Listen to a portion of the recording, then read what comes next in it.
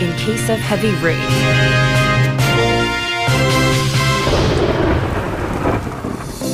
There's nothing like preparation when it comes to torrential downpour. Isn't that right? That's right. You must turn off your gas and electricity and quickly evacuate from areas vulnerable to flash flooding. What should we do if we are already outside? Evacuate to a safe place, away from construction sites, underground spaces, and areas prone to frequent flooding. If you're driving, do not stop the car. Instead, slowly drive through the flooded area without stopping. What should we do once the rain stops? When going into buildings that have been submerged, do not touch electrical facilities and make sure to ventilate, as there is a risk of gas leakage. We should also reduce preventable damages and prepare for disasters ahead of time by following safety guidelines. That is correct. You can receive real-time safety information through the Disaster Safety Information mobile app, 안전 디딤돌. Thank you for all the great information. Remember, your safety is everyone's safety. This campaign is brought to you by BEFM 부산 영어방송. 지금 방송 광고라는 부메랑을 던져보세요. 소비자를 향해 정확히 날아가는 광고. 힘차게 돌아가는 경제. 부메랑처럼 다시 기업의 이익으로 되돌아오니까요. 방송 광고, 경제에 큰 힘이 됩니다.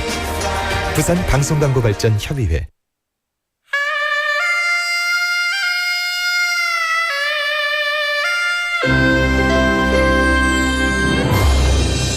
The time is now 7 o'clock.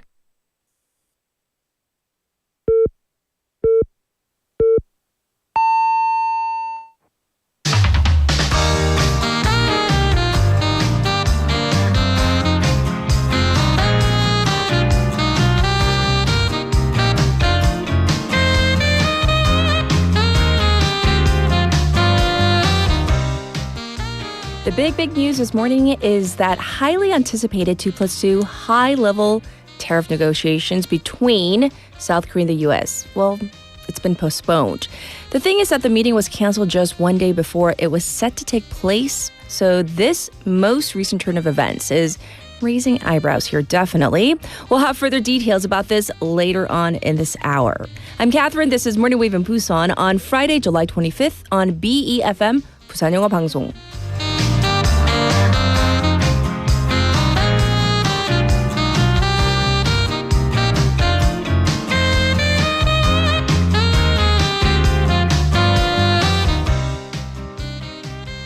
Good morning, Wavers. It's that day, most everybody's favorite day of the week. It's Friday.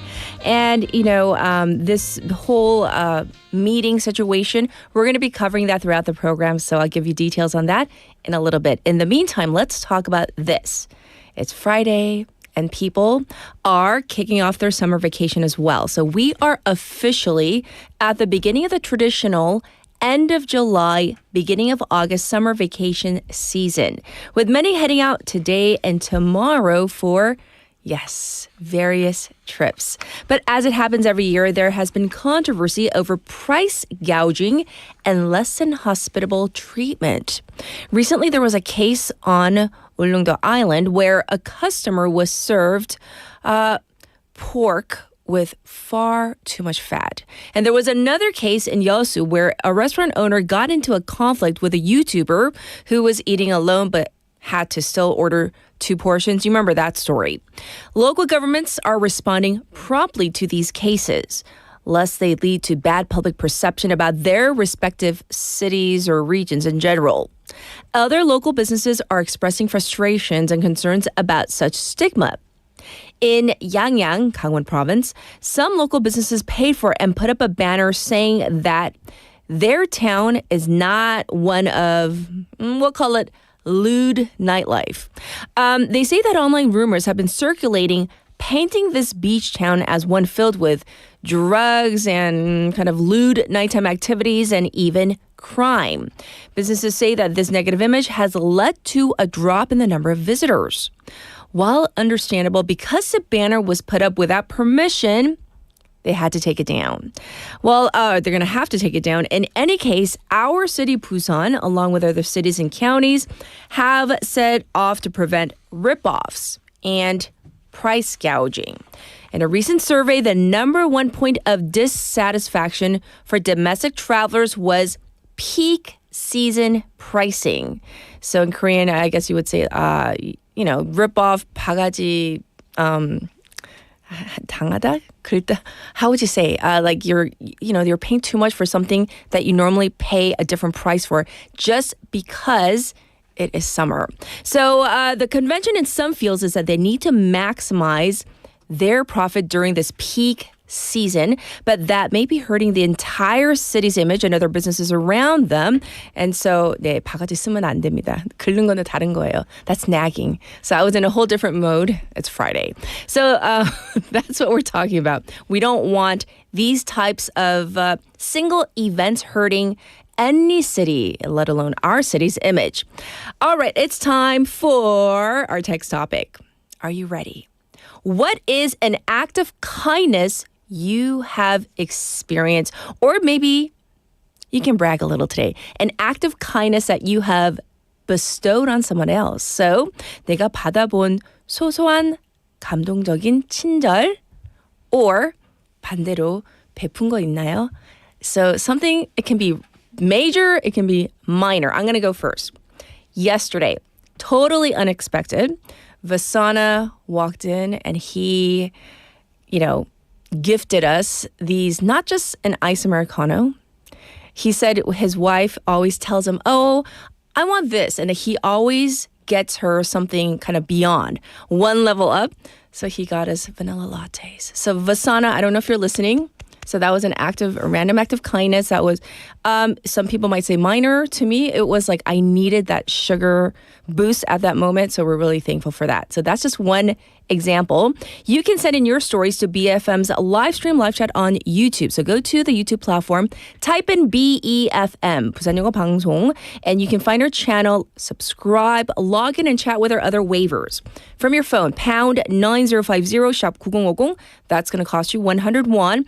Also from KakaoTalk, you can send in your messages and photos as well to chat away. You can look for our account, type in BEFM or 부산 영어 방송, add us as a friend first, and you can send in messages that way. The various ways you can tune into Morning Wave in Busan, 90.5 or 103.3 FM here in Busan. That's on the radio. And like I said, we're streaming live on YouTube as we speak. You can watch again at your leisure. We're available on our own BEFM app and also the Papang app. Both are free, so use them. And let's talk about the lineup for this Friday. We have Casey coming in for Foreign Press Highlights. And then in hour number 2, we have An 교수님, Andrew Millard for Global Affairs. For our special interview, this is something that I'm sure many people are very much interested in. We've talked about the 4-day work week, the 4.5-day work week as proposed by then candidate, now President Lee Jae-myung. But can we thrive in that kind of system? Is the real question. In theory, it sounds so good. So let's talk about, this interest in a shorter work week and how can we do it, really? I don't know if we can do it in radio, but definitely for certain jobs, maybe. Let's find out. That's with our expert. In hour number 2, I'll be back with News Overview.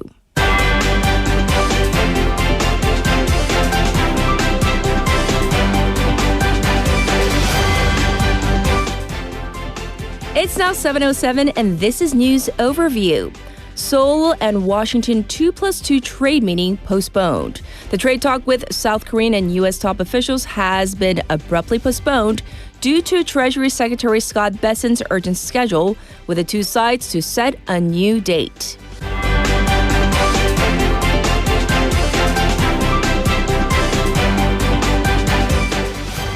Yoon Skip's insurrection trial for third week faces another trial.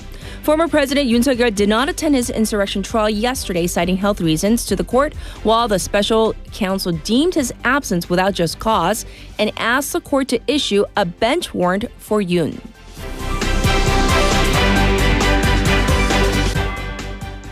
Presidential office to push for reform of public sector culture.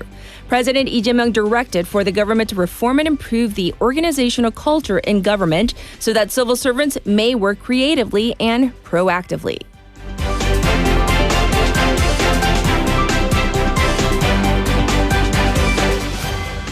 Police raid Hybe over Chair Bang Si-hyuk's alleged unfair trading. The Seoul Metropolitan Police Agency yesterday raided Hybe's headquarters as a part of investigations into chairperson and founder Bang Si-hyuk's alleged fraudulent stock trading case from 2019. France to recognize Palestine as state. French President Emmanuel Macron announced that France will formalize the decision to recognize Palestine as a state at the UN General Assembly in September. This was News Overview.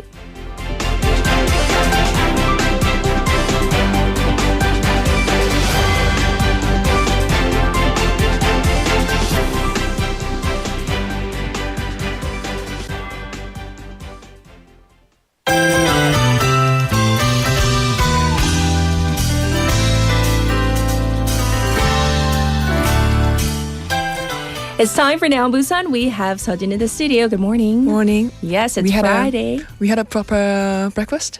Kind of. Oh, We had. yeah, that's kind of a gift of sorts. But anyhow, what small gesture, act of kindness have you experienced? It was in Norway, and then I missed the flight. So I was nervous and I was like freaking out.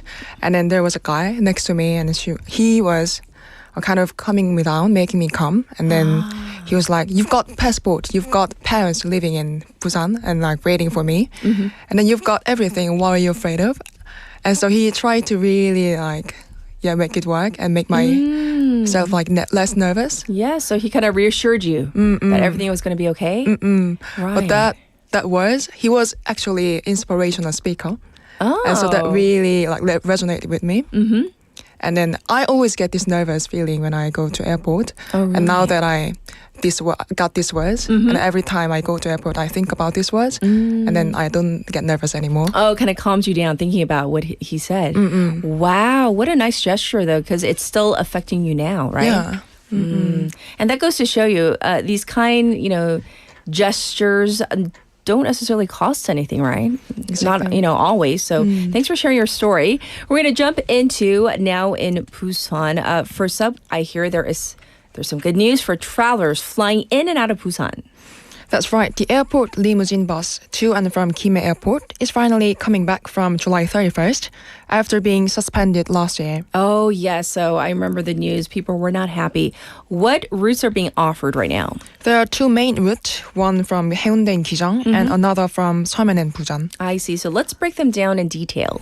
The Haeundae-Gijang route starts at Banyan Tree Haeundae, stops at Changsan Station, Haeundae Beach, Hana Resort, and crosses Gwangan Bridge to the airport. So what about the Seomen route? The Seomen-Busan route starts at the Busan BRT stop, Okay. goes past Seomen Station near Lotte Department Store, and heads straight to the airport. Yes, and so I hear that the travel time has also improved. Is that correct? Exactly. These new routes use Gwangan Bridge and BRT lanes, and so it's a lot faster and more convenient now. Sure. It costs 9,500 won for the Haeundae-Gijang route, and 7,500 won for the Seomen-Busan route. Yes. But heads up, no free transfer with other public transport. So that's important to know. So thanks for that detail. How do people get tickets? You'll need to book in advance via the intercity bus app called Bus Tago. But if there are any spare seats, you might be able to buy a ticket on site. Yes. Also, passengers can bring up to 2 bags as long as the total weight's under 30 kilos. So that's another thing that we have to keep in mind. And what happened to the old bus that goes to Kimhae Airport? Yeah, the number 2029 city bus that currently goes to Kimhae Airport will be discontinued from the 31st. I see. So we definitely need to know about this. Thanks for giving us the good information. Next, I hear that there's been a major announcement from Korea's new Minister of Oceans and Fisheries. Yes, Chun Jae-soo was officially sworn into office yesterday as the new Minister of Oceans and Fisheries. Yes. And he laid out a bold vision centered on relocating the ministry to Busan. Yes, and so what is the goal behind relocating to Busan? Well, he said the move is more than changing the postcode. It's about building a new maritime capital where government, industry, and finance all work hand in hand. Yes, and for the people working there, I mean, it's got to be a pretty big statement, correct? It is. The Minister John promised to make sure staff settling in Busan would actually feel the difference, right down to everyday life, housing, and quality of life. And so I hear there was something said about Arctic shipping as well. Yes, he talked about the Arctic route as if it was Korea's new world. Like literally compare it to Columbus discovering the Americas. Yes. He wants the Busan to be kind of ocean forward base to get ready for the new era. So that's quite the comparison. What's the game plan for the fisheries and shipping? So he wants to turn Korea's shipping port into a strategic powerhouse. Yes. That means stricter catch limit for coastal fisheries, smarter aquaculture systems, and more stable seafood prices to help out everyday customers. Right. He mentioned green shipping, digital upgrades, and fully automating Jinhae New Port. Well, I do want to know about like the smaller coastal communities. Do they factor in? Yeah, they are very much part of the plan. He said he would put a breath of fresh air into fishing villages and towns with better tourism infrastructure and offshore wind project. And of course, tackling marine waste from start to finish. Right. So it does sound like he's trying to tick kind of like all the boxes, so to speak, environment, economy, and community. Exactly. He ended with a message to ministry staff, telling them to break old habits, stay connected with the field, and treat citizens with real respect. All right. So definitely this is a major move, this ministry coming to Busan. Next, let's hear about Busan teaming up with several organizations to help improve children's emergency care. Yeah, Busan City just signed a new agreement to improve emergency care for children, especially those in low-income families. Yes, so who's involved in this partnership? It's a four-way partnership. Busan City Council, the Korea Housing and Urban Guarantee Corporation, Child Fund Korea, and Busan National Hospital. I see. So tell us about the support that they'll be receiving. The hospital will be getting child-specific medical equipment, and children from low-income families will also get financial help for treatment. Yes, yes. So sounds like a pretty big step for all the local families. Exactly. They try to build a safety net for kids' healthcare so that kids can get care during nights and holidays. And has Busan been working on this type of project before? Yes, back in 2023, they partnered it with 3 달빛 children's hospitals to cover minor emergency care. And this year, they teamed up with Haeundae Baek Hospital to offer general hospital-level services. So this is part of a bigger strategy? Yeah, the city's public health chief said this is a strong example of public-private cooperation. Yes. And they're aiming to grow this model further.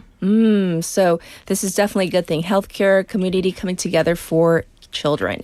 All right, next, let's talk about Busan getting something pretty interesting going on with their local reward system. Yes, Busan City has just announced it will be recruiting 100,000 people for the second round of its happiness mileage pilot.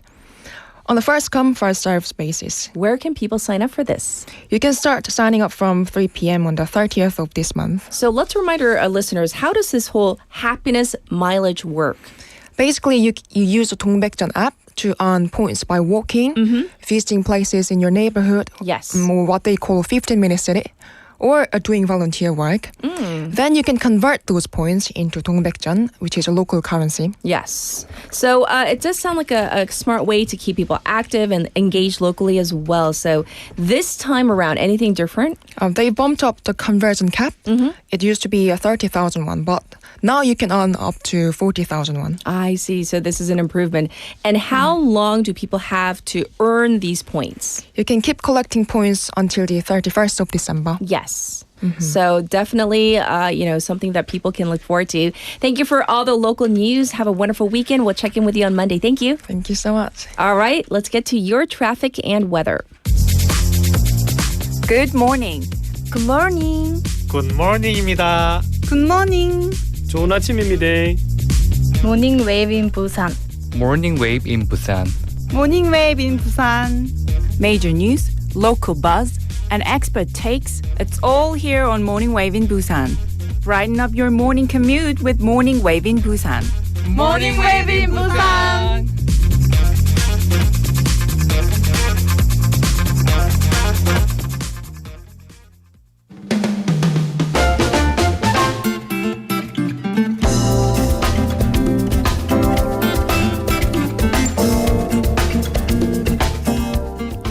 It's now 7:18, and here is your traffic report. There is a cargo truck that is broken down on the Namhae Expressway, the Suncheon direction by Chilwon Junction. And there's another car broken down around the Haman ramp, so that's causing some backup. Congestion on the Dongso overpass from Bomnukgo ramp to the old Gaegeum toll gate. And there is traffic from Manda Cathedral to Namhae Expressway, the Kupo Nakdonggang Bridge. And Lino Samsung-daedo looks congested from Myeongji Underpass to Shino Bridge right now. Currently, it's 27 degrees Celsius and sunny here in Busan. The daytime high will go up to 33 degrees today, so that's actually hotter than yesterday. A heat wave impact forecast, 폭염 영향 예보, and a heat wave special report, 폭염 특보, are in effect. Incredibly hot day across the country with a daytime high surging up to 37 degrees in some areas. Looking ahead at the weekend, clear and sunny and hot with highs going up to 33 degrees. So that's 33 for Saturday, 34 for Sunday. This was your traffic and weather.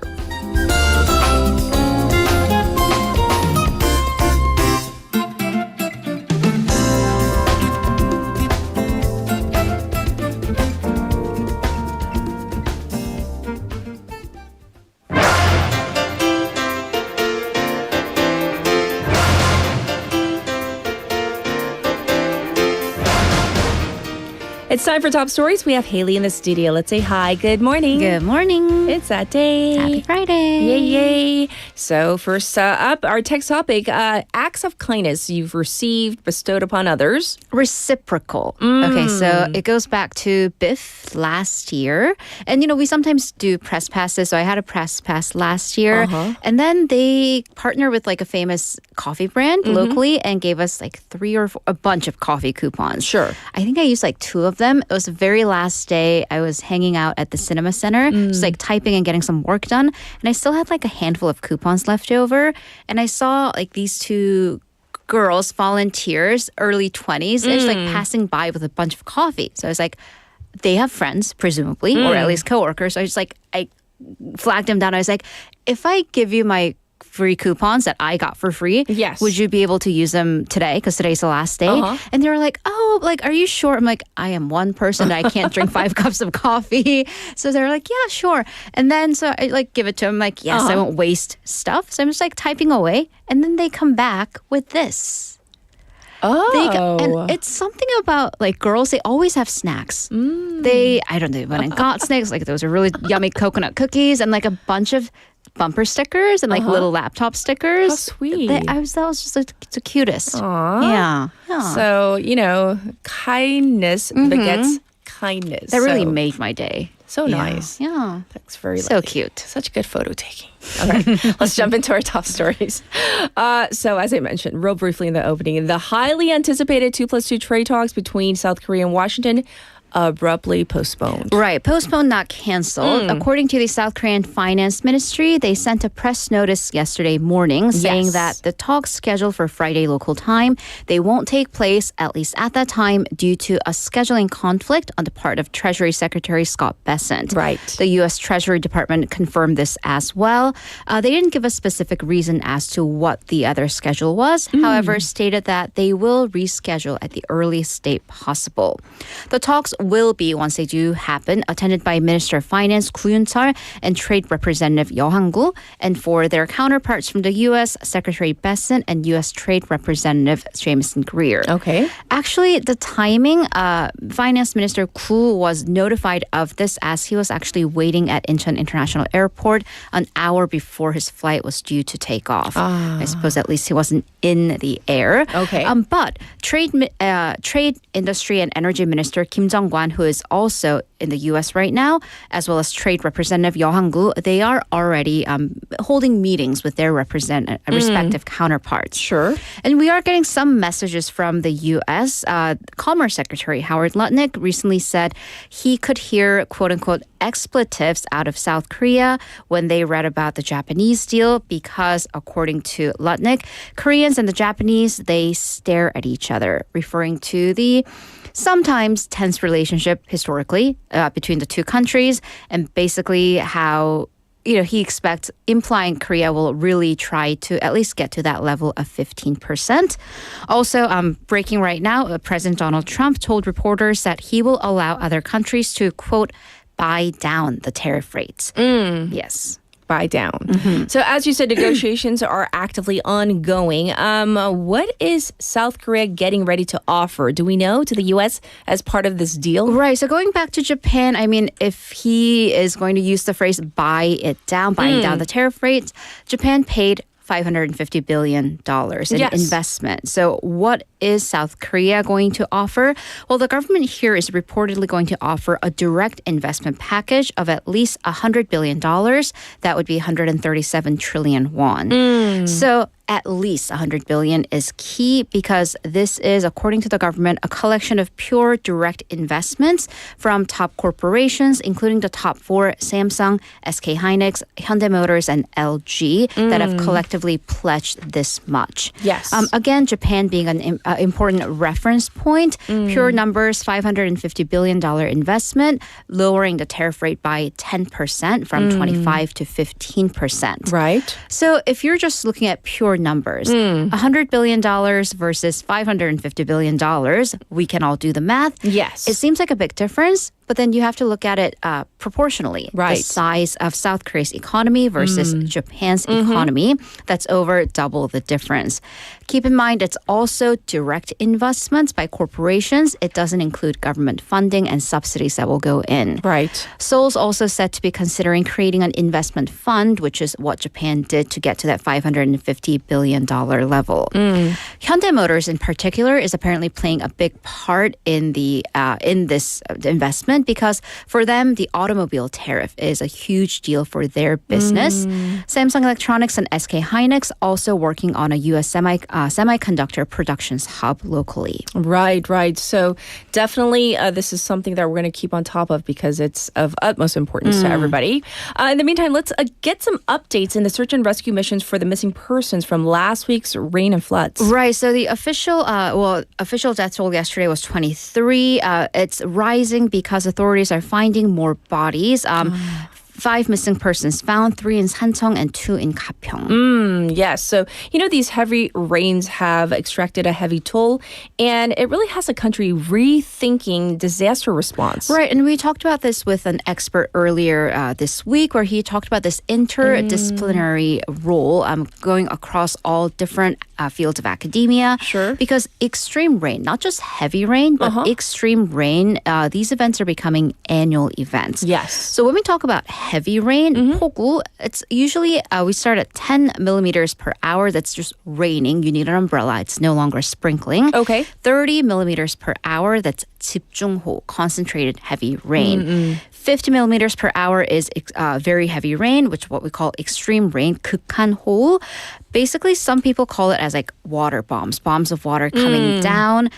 But Seosan last week saw 114.9 millimeters of rain per hour. That's double what we call extreme rain. In 2022, if you remember, Seoul, there was that torrential downpour, 141.5 millimeters per hour. And these rains are unpredictable because they usually follow a narrow path of rain clouds. This is why there are calls for this paradigm shift in how we respond to disasters. Because right now, there necessarily isn't a manual for extreme rain response. So under these circumstances, the government and officials follow kind of the normal flood and rain damage scenario. Yes. Of course, the fundamental problem this year was that this was unprecedented, once in a 200-year event. But experts say that, this type of rain is just not predictable. That's true. So many people, including the president, are calling for a more preemptive response. Because once this type of rain starts coming down, there's really, not to say there's nothing you can do about it, but it happens so quickly. So we need to do more before. It's not a one and done type of a manual, but a constant update because the climate is also changing rapidly.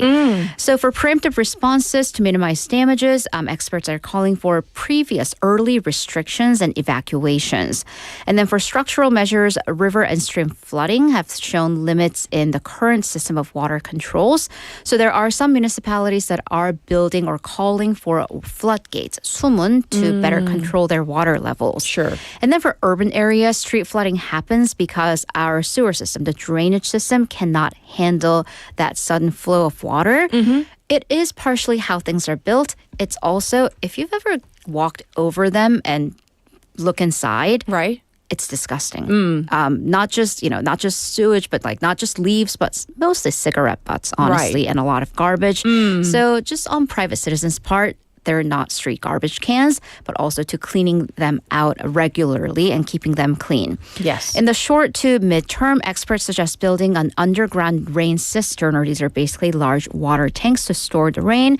In the long run, creating a system where the ground can actually absorb the rain instead of the current concrete and asphalt where the water just runs off. Yes, indeed. So that's the rain. But right now, the immediate concern is the heat, and as the country is expected to get even hotter this weekend. Right. So 97% of the country, so almost all of the country is under some kind of a heat wave special report, advisory to a warning. On top of that, as you said, we are seeing an even hotter weekend coming up. This is because we are currently under two high pressure fronts. So we have the North Pacific high pressure front, the usual culprit that's like right above 5 kilometers above us. That is the high temperature, high humidity front, the one to blame. And the reason this high pressure front is lingering is because above that there is the Tibetan high pressure front that's trapping the heat. So even in the lower atmosphere, we have beautiful sunny skies. So the sun is blazing down. Experts used a colorful metaphor. They compare this to us wearing two blankets and standing in front of the heater. Oh, goodness. Yeah. Which is it's very precise. It's just two blankets being the high pressure fronts and the heater, the sun. Yes. Seoul is forecast to see 37 degrees Celsius and 38 degrees today and tomorrow. Oh, goodness. Yeah, two blankets. So it's important to look in on those who may be more vulnerable. Right. So this includes calling your family, elderly, children, and especially people who have disabilities. So the Korea Disease Control and Prevention Agency said that for people who have disabilities, it may be difficult for themselves to realize that they are in danger from the heat. Sure. So therefore advise caregivers and others around them to constantly monitor for symptoms. So they updated and revised the heat-related prevention manual to include guidelines for such individuals. Because if someone has physical disabilities or mobility problems, because they cannot move around, shift around in bed sores and even burns can increase. People with developmental disabilities may have a hard time expressing the fact that they are extremely hot. Therefore, constant monitoring is key. Yes. So once again, check in on your loved ones. For a final story, the International Court of Justice reached a landmark decision regarding individual countries' climate responsibilities. Right. So we're kind of carrying on with this theme. So we're talking about the International Court of Justice, ICJ, or 국제사법재판소. This is the top UN court, and they've reached a decision that basically lets countries sue each other over climate change. So this case was lodged by kind of young, brilliant minds, young law students from low-lying Pacific islands, including countries like Tonga. And because of their location, they're far more vulnerable to climate change, literally facing existential threats as rising water levels can wipe them away eventually down the road. But many poorer countries have also backed the case out of frustration, claiming that developed countries are failing to keep these existing promises, namely the Paris Climate Accords, to tackle the problem. But developed countries have argued that climate agreements, again going back to the 2015 Paris deal, they are enough. So no further legal obligations should be imposed. That this is basically overreaching. Because again, the Paris Deal of 2015, they're saying that's been enough. So why would you? Apply more. But it seems that the court doesn't see it this way. Right. So Judge Iwasawa Yuji said, if countries do not develop the most ambitious possible plans to tackle climate change, then this would constitute a breach of their promises in the Paris Agreement. So basically, legally, Paris Agreement gives a framework, but you need to do more, was the message. He also called climate change an existential threat that needs to be addressed urgently by states. And so therefore, the court ruled that developing nations have a right to seek damages for impacts of climate change, such as destroyed buildings and infrastructure. Yes. So this is absolutely a historic ruling. Activists say that those suffering the impacts of climate devastation then now have the right to claim remedy, including through compensation. Of course, this could lead to a huge number of lawsuits. Will payouts be immediate? Absolutely not. Countries have the right to hire very high profile, very capable attorneys. However, legal experts say this could have wide-ranging consequences. And yes, it is symbolic, but it is still an important symbol. Yes. Well, thank you for going over all the top stories. And of course, you'll be back for hour number 2. So thank you, Haley. Absolutely, I will. Thank you. All right, it's time. Oh, by the way, regarding this issue, this whole International Court of Justice story, we are going to have a special interview on this sometime next week. So stay tuned next week to find out further details about the story. And now we are ready for our first song break. So here it is. This is 이여름 Summer by Cool.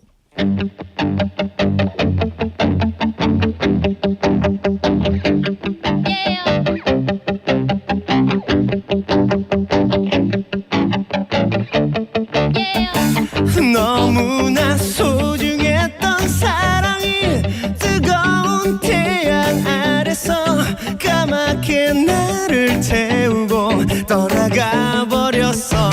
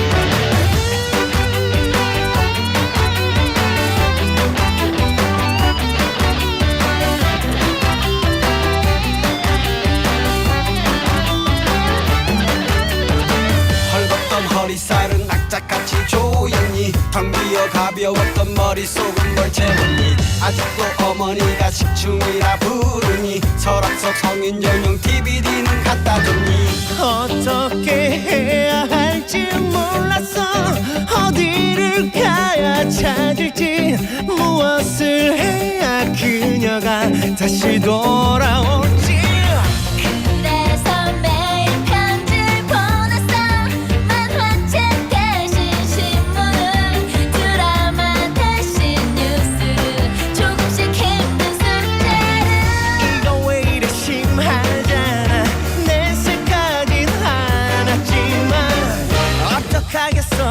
죽기 아니면 까무라치기 여름 썸머 너 없인 안 되겠어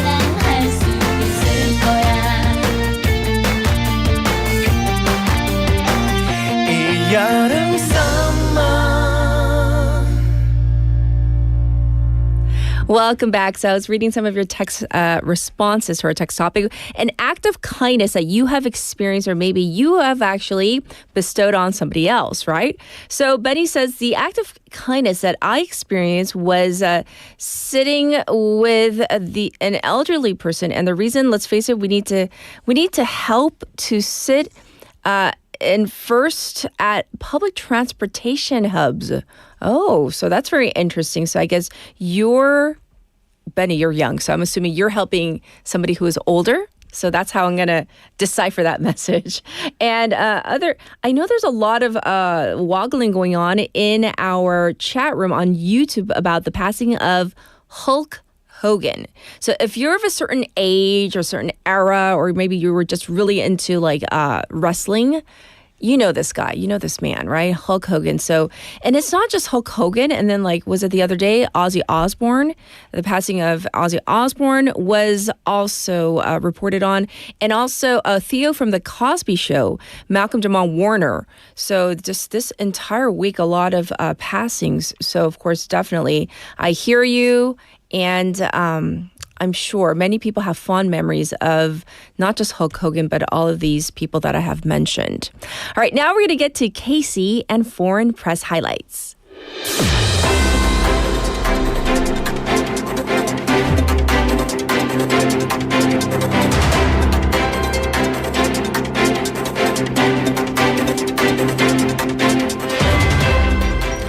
It's time for us to check in with Casey for Foreign Press Highlights. Good morning. Good morning to you. How are you? Good, yeah. I'm happy it's Friday. Yes. I get to be here with you. But you have a lot of... I know. Yeah, I almost said fur. What is wrong with me today? 오늘 바가지 긁는 게 아니라 바가지 쓰이는 거고. And then a lot of hair, facial hair going on. Yeah, it's unintentional. Just sheer summer laziness. Yeah, I'll get to that. A little birdie told me you've been bringing the little ones around. I haven't seen them. Yes, I have been. I've been doing a guest spot at the 4 p.m. show. So yeah, for your Busan. Mm-hmm. So the kids come with me. Yes, every Thursday at 5:35. Yes. Okay. Well, we're talking about acts of kindness. I mean, no matter how, big or small, or maybe that you have gifted somebody something that you want to share. My love and time to my children. Okay. That was I know. Let me think about that. No, yeah, actually. I haven't. Oh, yes. Actually, I'm in the middle of writing a research paper, and I have an amazing colleague who's gifted me the time to just help me kind of sort through things. Yeah. Without her help, I would be really stuck right now. That's a good And she didn't have to do that. Yeah. So I tried to think. It's in English? Yeah, it's in English, so the time pressure's on. But I've also felt like, how do I repay that kind of kindness? You know what I mean? Because she didn't have to help me as much as she has. Right, that's really nice of her. So I took her out for Mexican food the other day. Oh, that's reciprocal. Good? Yeah. Is that Oh, I want Mexican food too. I know a couple good places now. And so our producer wants to know, what about us? Where's our Mexican food? In my bag outside. I'll be back later. Taco Tuesdays. Oh, you come on a it's Friday. Sorry, nice. Fajita Friday? Fajita Friday, there we go. I just set myself up for big trouble. Okay, next Friday, he's bringing fajitas. You heard him. No, I don't think they have them. Beauty is the thing now. Beauty is everywhere. Yeah. Okay. We're going to jump into our first story about Korea from the perspective of a foreign media outlet. So what is it? Okay, so we're going to start with an article from ABC from Australia. And one part of the article kind of hit me. I was like, whoa, okay, I'm not familiar with this. I have children this age, one child this age. Have you heard about this? According to this article, in South Korea, children as young as 8 are repeating misogynistic slurs that they picked up from YouTube and online forums. Have you heard about this kind of nonsense? I've seen and heard, in real life. Young people this young? Yeah. 8? The thing is, because, they're of the generation where, their devices are, attached to them. Already and they hear at 8. these things already. It's so soon and early. I don't get it. But anyhow. Okay, so you're aware of this. Yes. This was kind of a surprise to me because we have an 8-year-old by Korean age standards, I think maybe 9. But so we don't let him have a device yet. And now I'm really glad. After seeing that. why you're a good dad. Is it? Thank you. One of the reasons. One of the reasons. No, All right. for real. No, and it's a hard thing to do because there's pressure. You know, we've already gotten the questions like, when do I get a phone? And I'm like, come on, man. How old is your oldest? How old is your oldest? He's 8, international age 8. Oh, the oldest is 8. Yeah. So he's starting to ask. And my immediate answer it's going to continue. Yeah. He's going to nag you to death. I know. And actually, a colleague of mine yesterday was just telling me about that. He's like, hold off as long as possible. Yeah, I agree. Yep. So why do you bring this up, though? Okay, so it's part of this article. The headline is South Korea's new president faces battle over gender equality.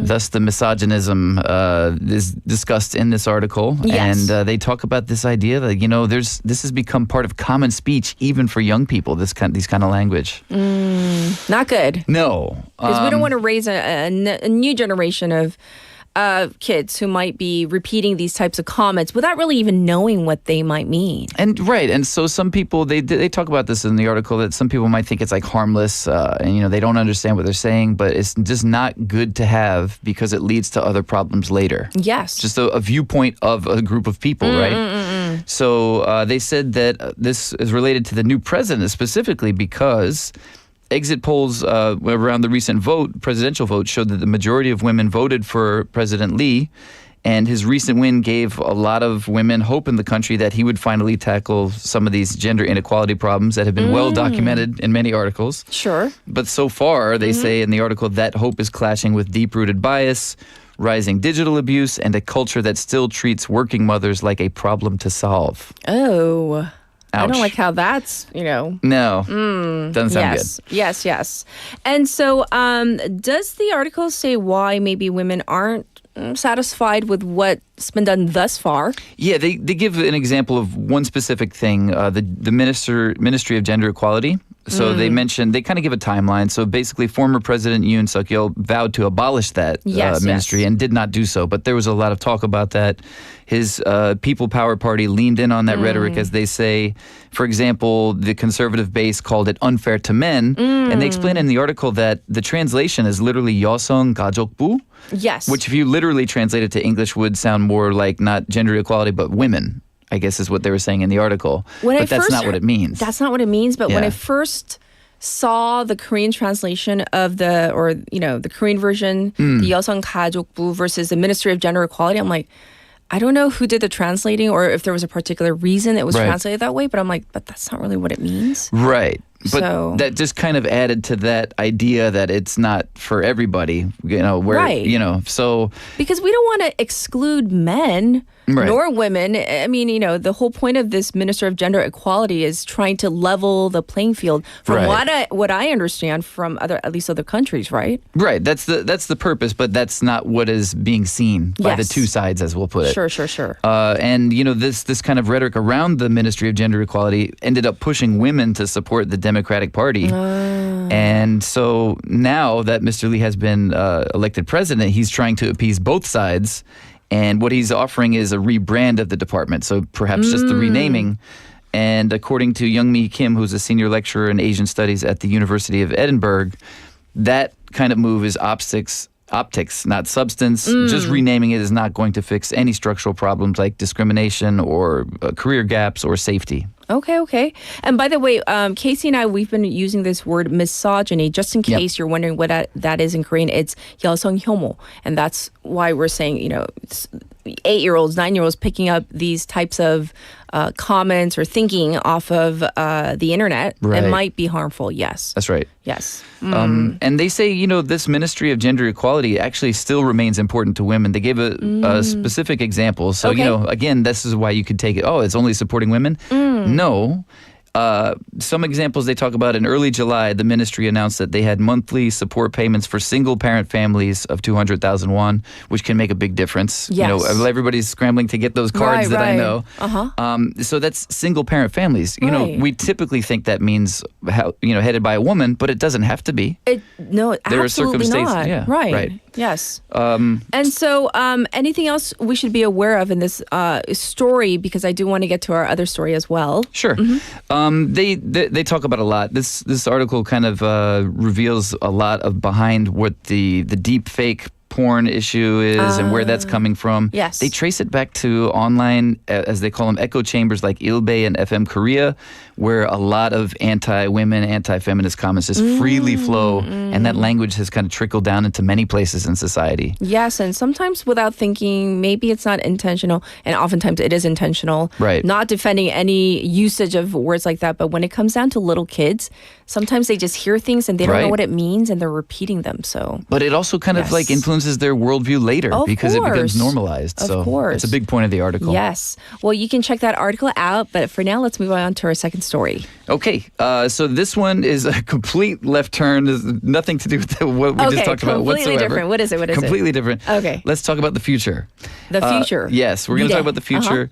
This article comes from Daily Galaxy, and also there's a feature in Wired as well. Okay. But the Daily Galaxy version does kind of a very simple explanation of what's going on with South Korea's ambitions for space. The headline was South Korea just announced a moon base and set a surprising deadline to everyone, especially in the space race, globally speaking. Yes. Have you heard about this? It's really recent. I have, only because like next week, we also have a special interview planned for this. I mean, our staff on top of it. I mean, we got him coming next week. So well done. Yes. But tell us more. So basically, there's a lot going on here. I didn't even realize that there was a recently created national space program. Do you know the name? Pop quiz. The South Korea's national space program as of 2023, perhaps 2024. I didn't know. Is it similar to NASA? It is very similar. Like probably they say casa, but casa? Yeah. Okay. Yeah, exactly. Yes. Oh, well done. Yes. Okay, I'm like grasping at straws. I was really thinking on this one. Okay. Yeah. I mean, yeah, we're both American. We kind of we know the way. NASA, so we're like, it has to be casa. Right. Yeah. It must be.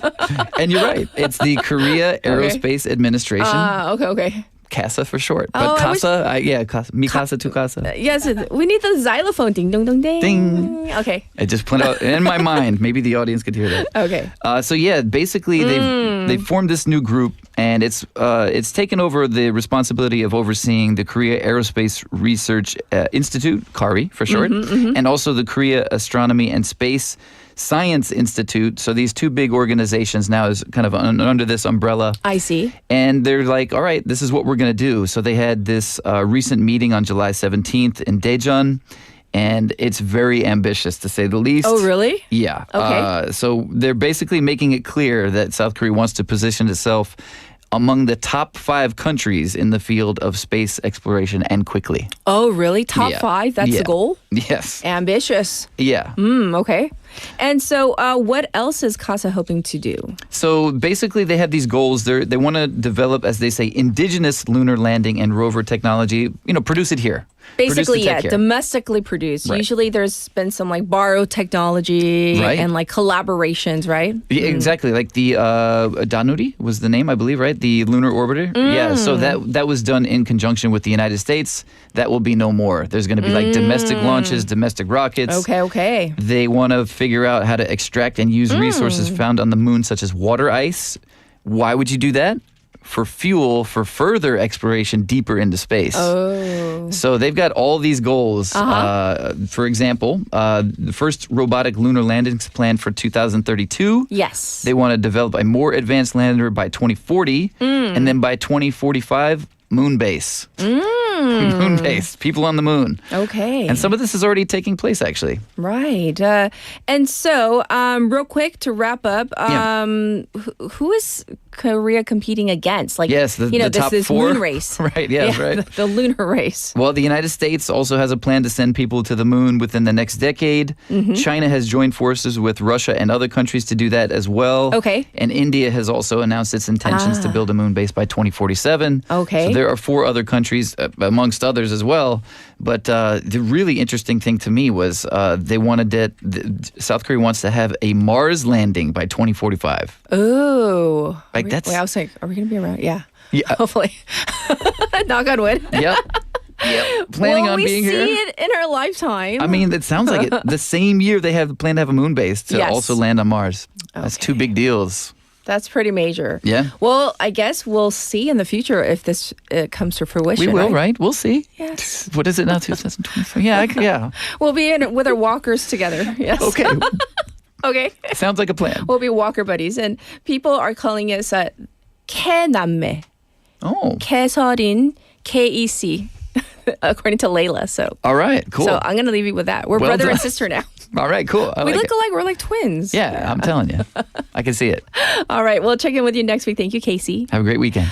And with that, we're going to wrap up hour number 1 with 애타는 마음 by Ulala Session and IU. I'll be back at 8. 사랑일까 이런 게 사랑일까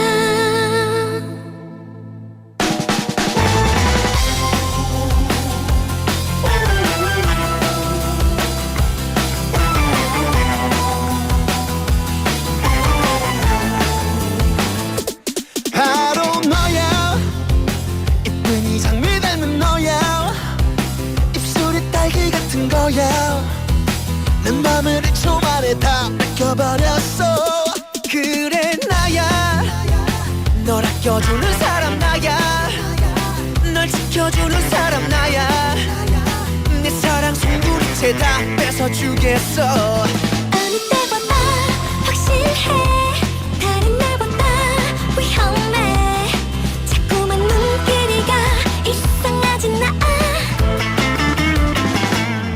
쏟아내 내 심장이 쿵쿵 뛰는 소리 커져가 네가 다가와주면 사랑일까 이런 게 사랑일까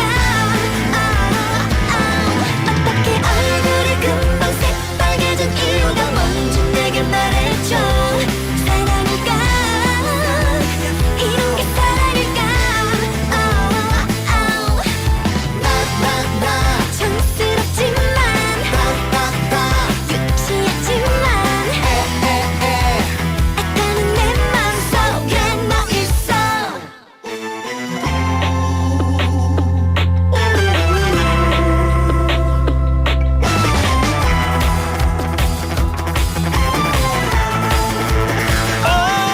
오직 너야 수십 번 생각해도 너야 두리번 둘러봐도 너야 내 사랑 너의 품에 다 던져주겠어 그 누구보다 짜릿해 너를 보면 난 아찔해 자꾸만 눈길이 와 끌려오잖아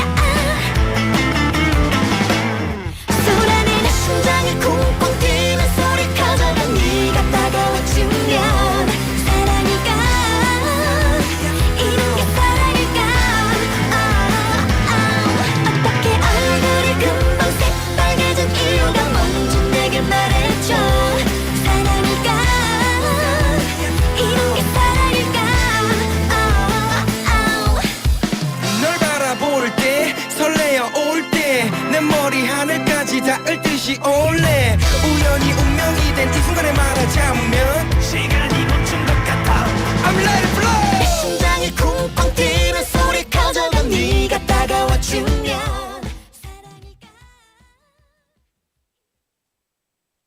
한국 전쟁 당시 우리를 먼저 도운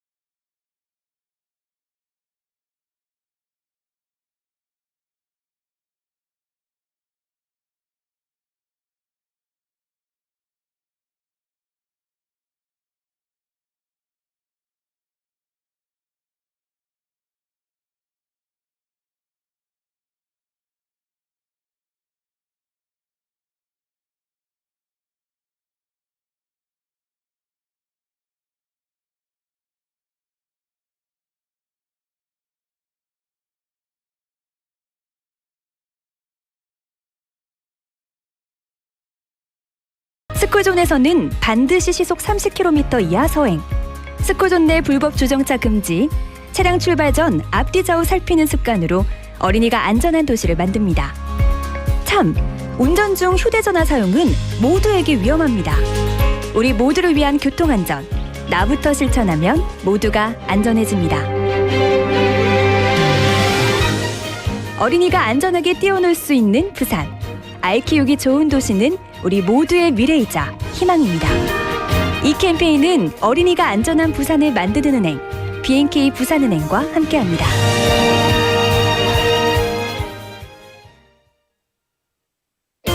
일상에서 문화를 만끽하는 15분 문화도시 부산.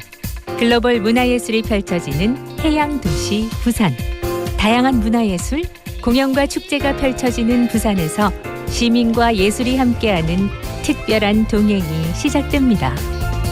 부산문화재단 대표이사 오재환입니다. 다시 태어나도 살고 싶은 행복한 문화도시 부산을 위해 오늘 하루 문화예술의 멋진 항해사가 되어 보시길 바랍니다. 이 캠페인은 글로벌 문화도시 부산을 창조하는 비컬처 플랫폼 부산문화재단이 함께합니다. It's time for the Water Activities Safety Quiz Show with me, Mike. And me, Jessie. Now here is the question. On safely enjoying water activities, listen carefully and guess the right answer. Okay. From the following water safety measures, guess which one is correct. Number 1, always warm up before swimming or going in the water. Number 2, enter the water slowly and wear a life jacket. Number 3, never go beyond the designated swimming area.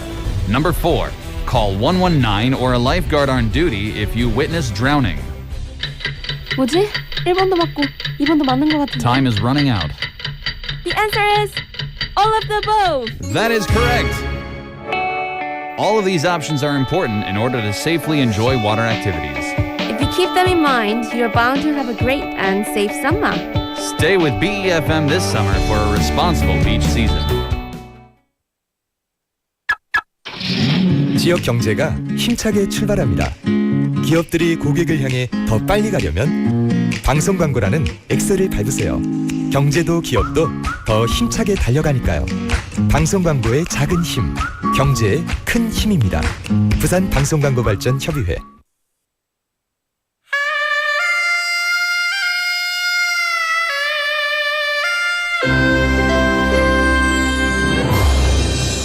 The time is now 8 o'clock.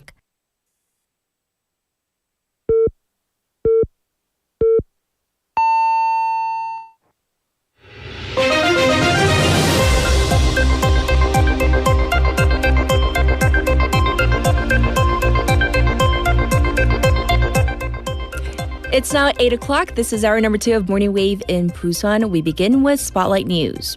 Seoul, Washington 2+2 trade meeting postponed. The trade talk with South Korean and U.S. top officials has been abruptly postponed due to Treasury Secretary Scott Bessent's urgent schedule, with the two sides to set a new date. National Security Advisor Wi Sung-nak returned from Washington, D.C. yesterday, telling reporters that trade talks are at a critical juncture and are nearing an end. We visited Washington, D.C. in an unofficial capacity last Sunday to provide support for the economic bureaucrats engaged in negotiations. In the meantime, South Korea is set to propose over $1 billion in investments across its major conglomerates as part of its ongoing tariff negotiations.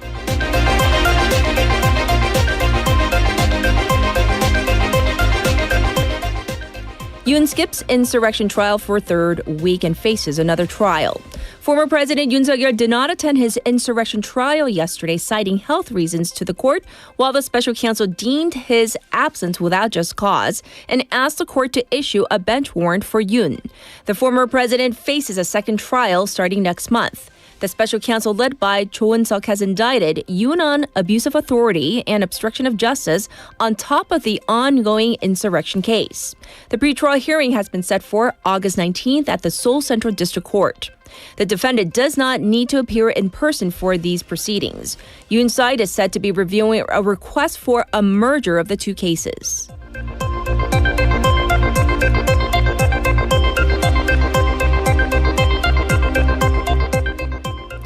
Presidential office to push for reform of public sector culture. President Lee Jae-myung directed for the government to reform and improve the organizational culture in government so that civil servants may work creatively and proactively.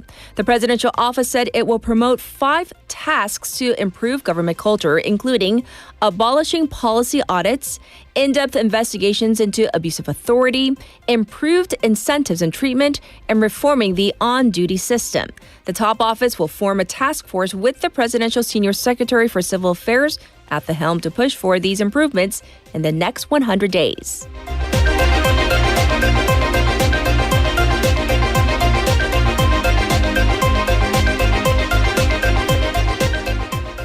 Police raid Hybe over Chair Bang Xiuk's alleged unfair trading.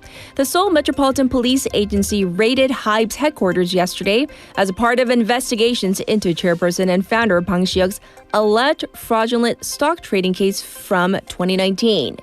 Bang faces allegations of having misled investors into believing that his company had no plans to go public, leading them to sell their shares to a private equity fund created by Hybe executives, ultimately making about 190 billion won in illicit profits overall.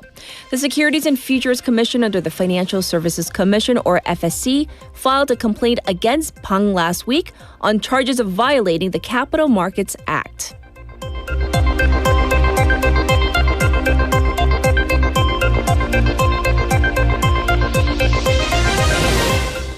France to recognize Palestine as state. French President Emmanuel Macron announced that France will formalize the decision to recognize Palestine as a state at the UN General Assembly in September. Macron said it is urgent to end the war in Gaza and to rescue the civilian population, which comes as the U.S. announced it is recalling negotiators from the peace talks, accusing Hamas of not acting in good faith. In the meantime, the UN Palestinian Refugee Agency said that 1 in 5 children in Gaza City is malnourished, and at least 45 people have died of hunger in the last 4 days. The UN has blamed Israel's aid blockade for the lack of food. And this was Spotlight News.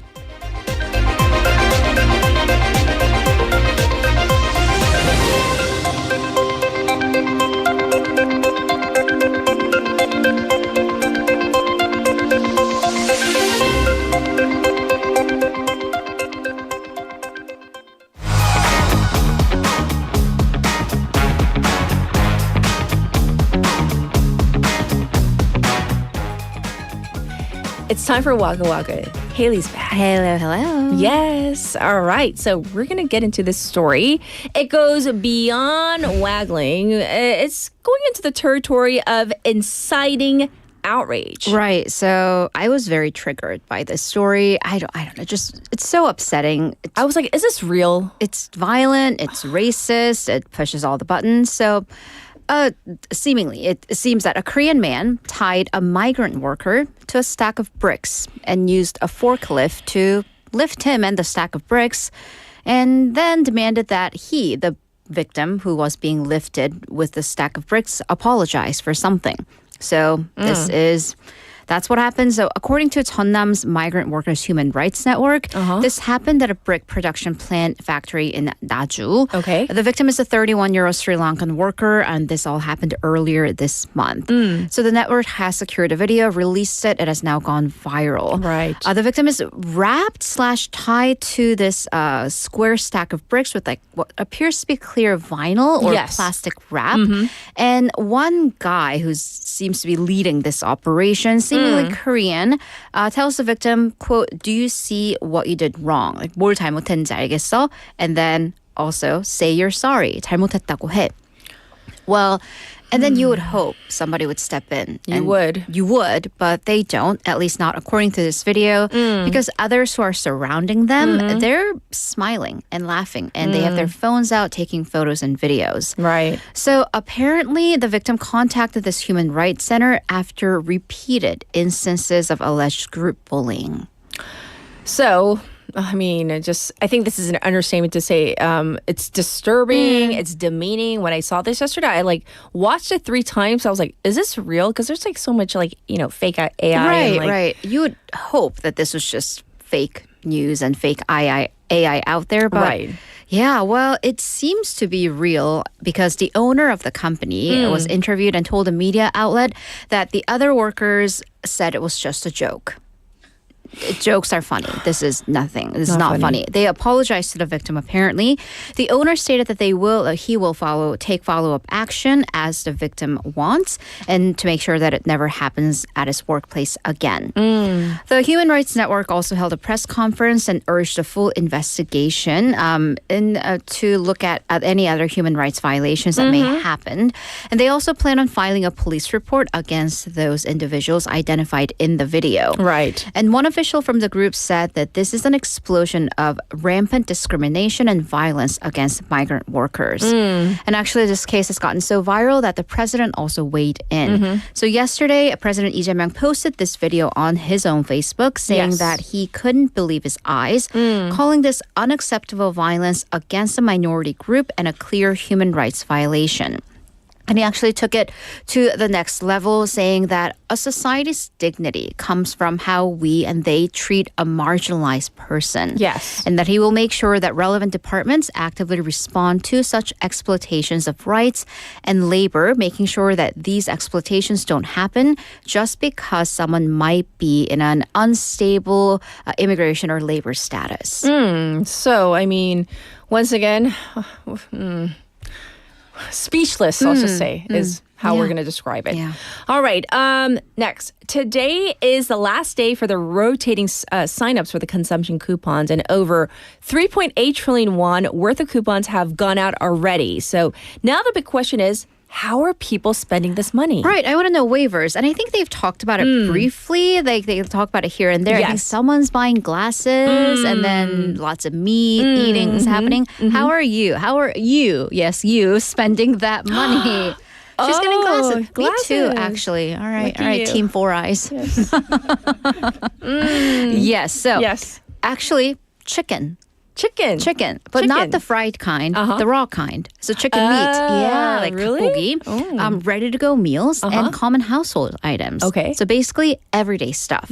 So one convenience store brand reported a 230% increase in the sale of chicken meat on the first day that the coupons went out. Okay. Another brand reported a 130% uptick in rice and grains. Oh. And interestingly, let's go back to COVID. When the COVID stimulus checks, the 대난 지원금, they were coming out, the money went to small luxuries. You know that freezer section, the expensive freezer section that you don't dare go to sober? We all know. Since I don't really drink, I never go there. People shopped at the luxury freezer section. But then now the money's going to everyday items. So it kind of shows you the state of the economy. Sure. So convenience store data is important in this case because you cannot spend that money, the 소비 쿠폰, the consumption coupon money, at large franchise grocery stores. But at smaller stores that are not run by headquarters, so not 직영점 but 가맹점 franchises, you can. Yes. In fact, many stores like supermarkets, cafes, and whatnot, they're advertising that you can use the coupons there. I mean, I walk through just any street and you see the little signs like 가능 and stuff like that. Also, by the way, a little tip, you can use the coupons for deliveries if you choose the pay the driver, 만나서 결제 option. Right, so yeah. Okay, well, very interesting. I had a discussion with my husband. This is so personal. I was like, do we need to change our visa status? Right. Because F5, you become eligible. Yes. So and that was actually a whole like waggling thing because if you are a green card holder, permanent resident, and if you are married to a Korean citizen, or if you're a child of a Korean citizen and recognized refugees, they get them. But because people say, because the whole thing is always taxes. You pay taxes. I pay taxes. People pay taxes. So yeah, it's a whole thing. It's a thing. All right, for the next couple of stories, we are going in a positive direction. Yes, and we need it. Please. We need it. With prices being what they are, we are seeing fewer and fewer of these like all you can eat, the free rice places. And so one convenience store in the middle of Gangnam, I repeat, Giving food away, really? Right. Where?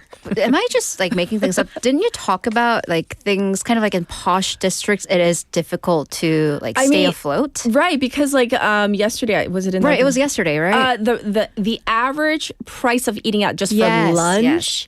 It was like over 15,000 won in posh like Gangnam areas. Right, and you know, that's not the average. everyone who works there can like afford to live there is one thing, or even eat there. Exactly. So this is a convenience store in Gangnam Sinsadong, which is kind of like the hip, cool area. Yes. When you buy one ramen, and it can be cup noodles or like the 봉지 ramen. Yes. Rice and eggs are free. Eggs are expensive. Eggs are expensive too. Right. And there are also bean sprouts, 콩나물, and kimchi out in the open, free as well. At a convenience store. At a convenience store. Actually, and you know, because ramen at like a 분식집 is, 4,000원? 5,000원? I don't know, something. But a package of ramen at a convenience store is roughly about 1,000 won. So I feel like the owner's losing more. But the owner actually is 56-year-old Ms. Lee Si-won, and she's always encouraging customers to eat more. And actually, you can take advantage of the rice and the eggs, even if you just buy like a sausage or anything. Oh my gosh. Yeah. She's like losing money. Are you like 재벌이세? Like what? No, she is actually not, and we'll get to that in a bit. Okay. One customer says that she comes here really often because other restaurants and eateries are so expensive, and the owner goes out of her way to make sure that people feel welcome. Because the windows are apparently covered with these sticky notes, some of them encouraging messages that the owner wrote, and others by customers thanking the owner. So if she is not, made of money, if she's not like 재벌이세, right. Who is she? Ms. Lee actually ran a 분식 place, the place like sells 떡볶이 and kimbap and stuff, on that location for 8 years. She closed that business down because of economic reasons herself and then opened a convenience store instead. Okay. However, she has this philosophy that she has always stood by. I want to make sure they're eating and eating well. So this costs rice and eggs entirely out of pocket because this is 가맹점. It's not run by headquarters. So she buys on average a 40-kilogram pack of rice every month, and then also about 150,000 won, 15만 won worth of eggs and kimchi, which she'll buy because you can't make that every month, but she'll also add to that, like make sure it tastes extra. She says that she knows how young people eat when they live alone, and to her, they just all look like her own kids. Aww. Yeah, so this is super sweet. And here's the thing, when you reach out, people kind of reach back. People are paying back in kindness as well. Yes. From very small things, when people have like extra cookies, they'll bring them to her. Someone brought her flowers on her birthday, which was really sweet. And this employee of a particular rice cooker brand donated a brand new rice cooker. 밥솥. Yeah. Yes, because definitely paying it forward if someone is nice, that gets passed on to others, right? So this last story touches on our text topic, a small gesture of kindness, and apparently someone who responded back. Right. So this is according to an online post, and peaches and potatoes in exchange for an umbrella. Oh, this is an interesting barter system. Okay. How can I join? So the poster says that he or she is a parent of 2 daughters. They were on their way out, noticed it was a rainy morning. 2 high school age girls, because they're wearing uniforms, so they can tell, in front of an apartment on their way to school. They were struggling with a broken umbrella. Oh, right. So the writer said that this just reminded them again of their daughter. Okay. So this writer gave the girls their umbrella and said, when you're done, I live here, you can just put it back in front of my home. Okay. 2 days later, they get the umbrella back, plus some gifts from the girl's mom. Peaches and potatoes, and not any peaches and potatoes, homegrown. Wow. I know. Nice. Yeah. So the note said, my kids told me that you let them borrow your umbrella and even took care of their broken. So they threw the broken umbrella away for the girls. Thank you, because thanks to you, they got to school on time. And so netizens said it's just really good to see sweet. Kindness go around. Yeah, truly a good neighbor. Yes, let's be neighborly today and every day. Every day. Actually, I have like a little goal. Even before the story, I want to do like one act of not kindness, but like 오지랖 every day, because that's just his personality and I can't help it. So like it's like when I go out at Summon Station, it's complicated, and you see people with like suitcases or strollers, definitely, and they look at the mountain of stairs and they just have this dejected look, and I'm always like, elevator. that way, like 20 meters that way. I thought you were going to say you helped them lift. No. Well, for one lady I did because she had like that, like a little cart. Then I was like, oh, I'll help you. And I like expected it to be heavy. It was really light because I think it was empty. She was on her way too. But she was really nice. She was like, oh, you're so sweet. I'm like, this is really light, but I'll still carry it up for you. So Haley. I like mustered up my strength and I'm like, oh, weighs nothing. Okay. It's all good. Well, thank you for sharing all these stories. And of course, we'll check in with you on Monday. Thank you, Haley. Have a great weekend. Let's get to your updated traffic and weather.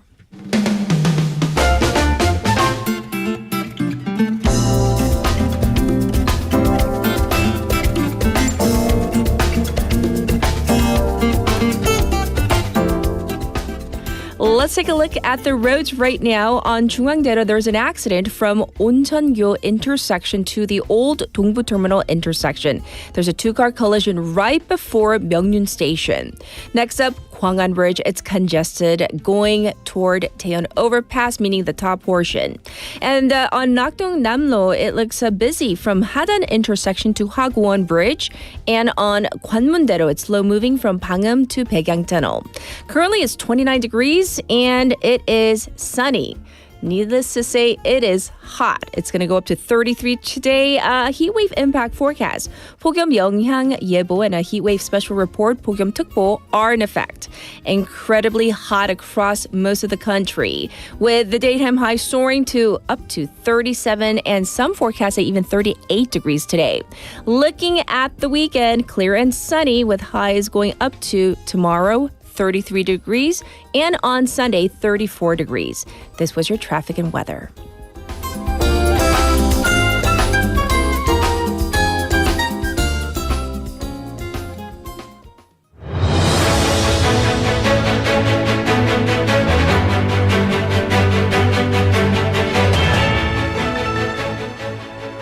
This is your special interview for Friday morning. The 5-day work week has long been the norm, but momentum is growing for shorter days, shorter models, such as the 4-day weekend. 4 days, can you imagine? More companies around the world are now testing or adopting this model without cutting pay. Most trials have focused on what we usually call white-collar jobs, offering a glimpse of how it could work.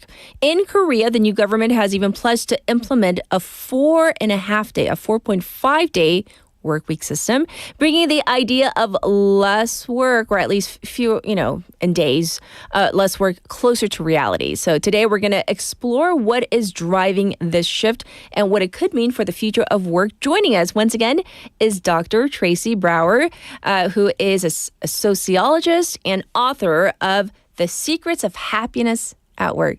Hi, how are you? I'm good. Thanks for having me. Looking forward to our conversation. Oh, me too.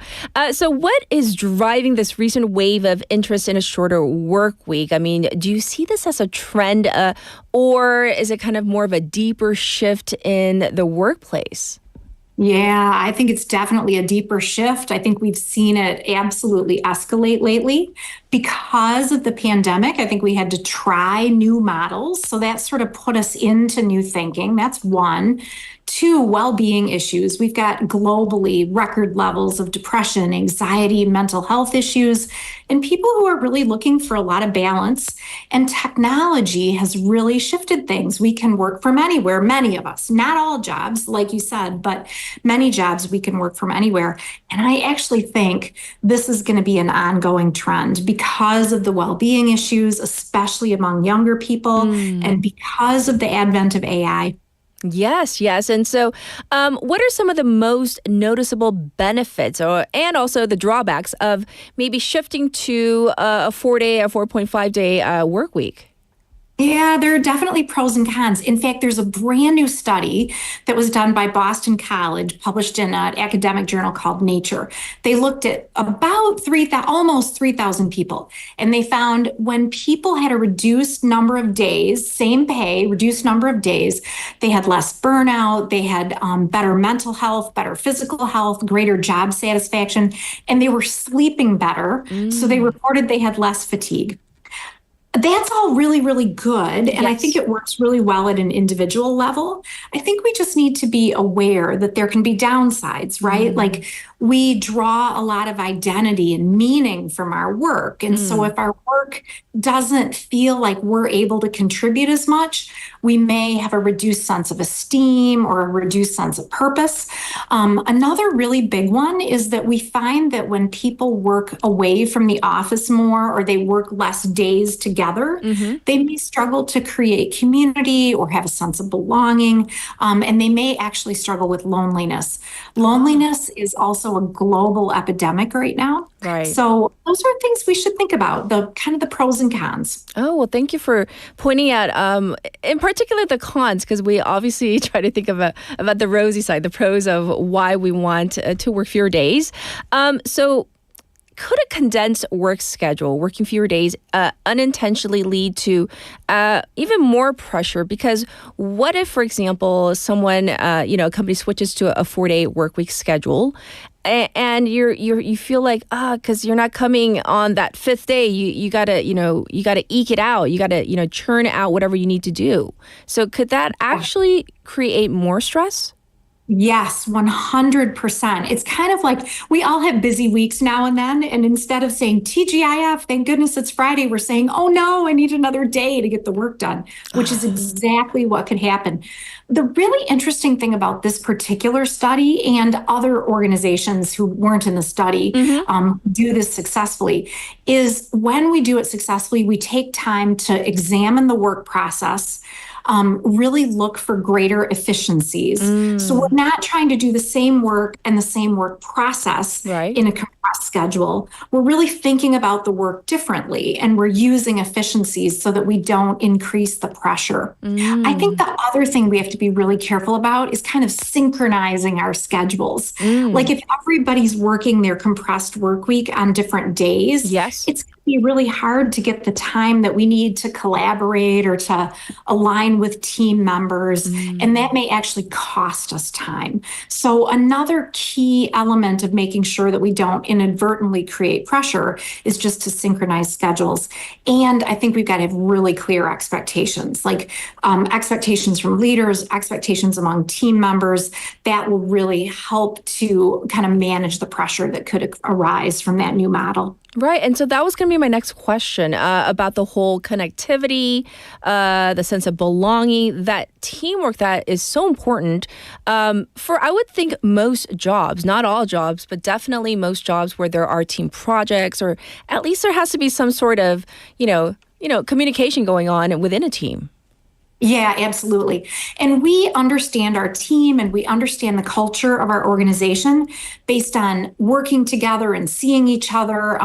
We know how to behave based on the norms that we see from other people. The number one way we learn is by watching other people, listening to other people, experiencing other people. Sure. And if we have less of that in a compressed week, we may see trade-offs in terms of the effectiveness of the culture. So it's still really important that we ensure that we're protecting presence, because when people are present together, there's evidence that we see positive effects on performance and productivity and engagement and job satisfaction. And also the perception of proximity. Like when we feel proximate, when we feel responsible to others, we tend to do better work and we feel better about the work that we're doing with others. And that can be virtual. We can get that sense, virtually. But I think the key is intentionality, being intentional about how we plan the work, how we show up, how we're looking at the logistics and scheduling of when we're all present so we can build that culture together. I see. And when we talk about the 4-day work week or a condensed work week, certain job types, I'm thinking it might really work out well, right? And others maybe not so. So can you give us some examples of where thus far it's worked pretty well and maybe not in certain industries? Yeah, completely. And this is one of the bigger challenges, right? Like it's going to be really, really hard in jobs that require us to be customer facing, like a reception job or a retail job. it's really, really hard. In a healthcare job, we've been talking about white collar jobs, but clearly trades jobs or things like that aren't going to be super eligible. Even manufacturing roles and the roles that support manufacturing, like quality or production inventory control or purchasing. Sure. And I think the nuance there isn't just like who can work in a condensed work week and who can't.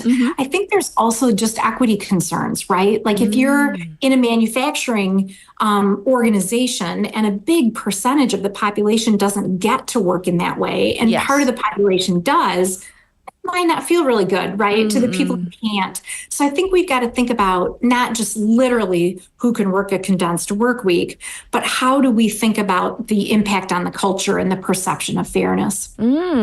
So if we bring it back full circle, looking ahead to the future, do you think that and maybe the near future, like 5 to 10 years, we will be seeing more of these condensed or compressed work weeks? Do you think it's here to stay? I do. I really do. I don't know if that's good news or bad news for us, and we may all feel differently about it. But with the advent of AI, especially, and with the increase of technology and helping us to do our work in new and different ways, I really do think we're going to see more and different and continued models of working. And I think we're going to get better at figuring out how to make sure we feel equitable about that in terms of the different kind of work that we're doing. And I think that we're going to see workplaces that are designed for people, work experiences that are designed for people in terms of how we have involvement and how leaders interact and how we learn together and all of those good kinds of things.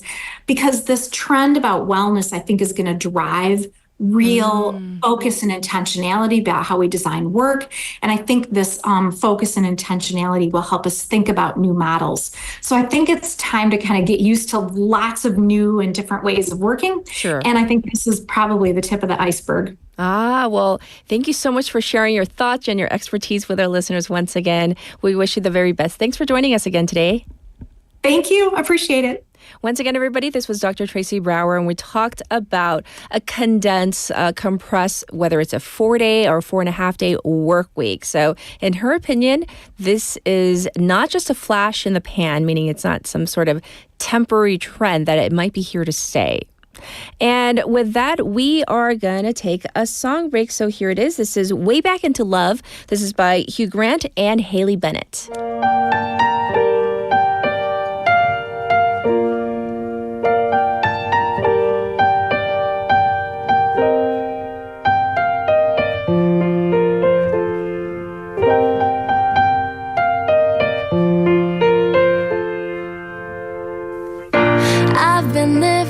The shadow overhead. I've been sleeping with a cloud above my bed. I've been lonely for so long, trapped in the past. I just can't seem to move on. I've been hiding all my hopes and dreams away, just in case I ever need them again someday.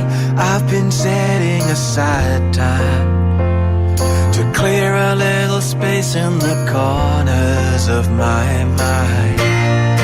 All I wanna do is find a way back into love. I can't make it through without a way back into love.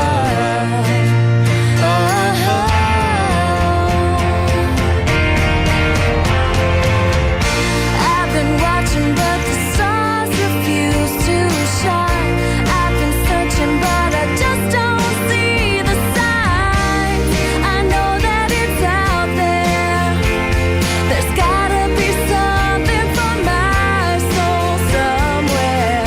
I've been looking for someone to shed some light, not somebody just to get me through the night. I could use some direction, and I'm open to your suggestions. All I wanna do is find our way back into love. I can't make it through without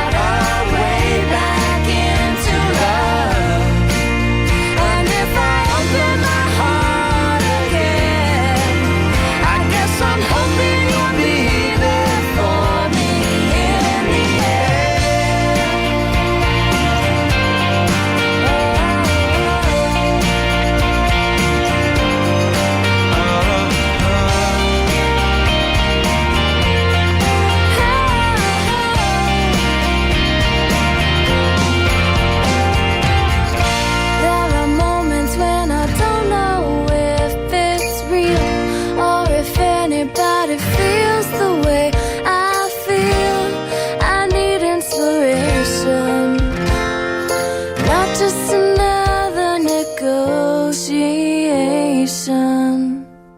All I wanna do is find our way back into love. I can't make it through without our way back into love. And if I open my heart to you, I'm hoping you'll show me what to do. And if you help me to start again, then know that I'll be there for you in the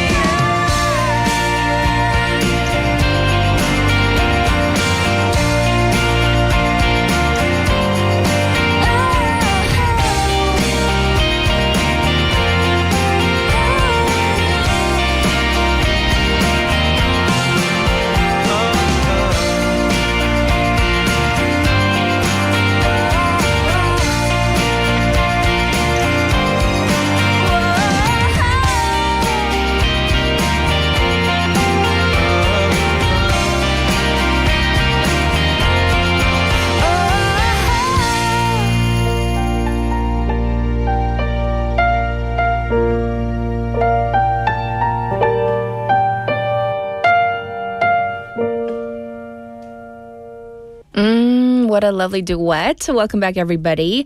Reading some of your comments. I did see, I think it was Again-님 who commented that we have surpassed 150,000 subscribers on YouTube. So congratulations to the station. Woohoo! And because of that, there is a special event going on.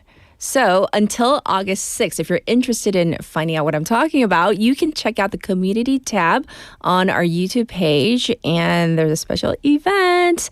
And you know what event means? You need to participate in order to be eligible. So I just feel like we haven't even been on NoTube for that long. And the fact that we get all the support from all of you. And I feel like Morning Wave in Busan, we're doing our part, pulling our weight, right?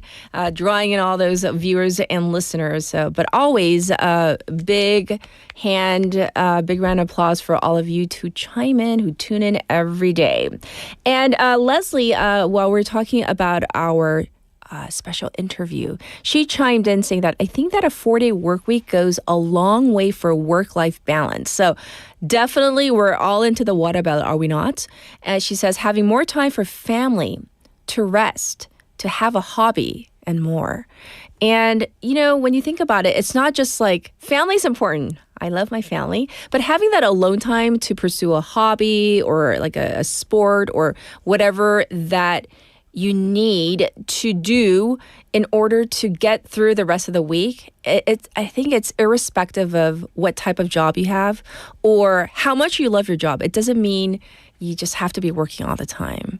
So we also have 진리님 who says 제가 받은 친절은 매일 아침 활기차게 시작해 주시는 I should have read. Now I feel a little embarrassed. I'm reading a message about myself.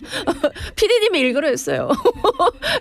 캐서른님의 90도 배꼽 인사로 감사를 표현하고 싶어요. Catherine sticker 만들어주세요. 피디님, where's my sticker?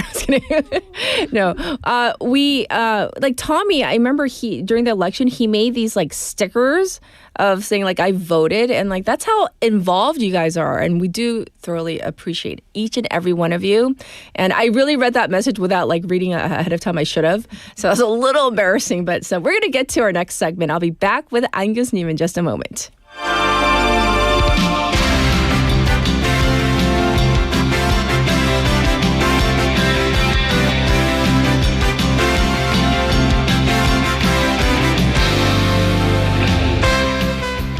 It is time for Global Affairs. We have Professor Andrew Millett here. Hello. Good morning. How are you? I'm good, thanks. How are you? I got to do it every time. So can you explain and show your tie to our listeners and viewers? Because they're always interested.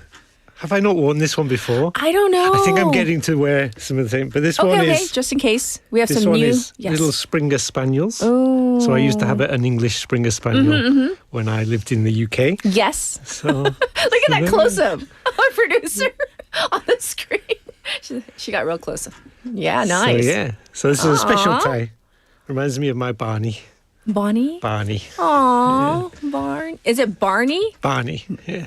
Sorry, it's this British accent. Is it Bonnie or Barney? Barney. Okay, Barney, got it. That's the Americanization of English. Aww. How long did you have Barney? Oh, we had him for about 13 years. 13? Yeah. So he lived a good long life. He did. And for those wondering, Springer Spaniels are incredibly energetic. They're the type of dog who just run from morning till night non-stop. Really? That's Even just if like it's in their hot. nature? Yeah.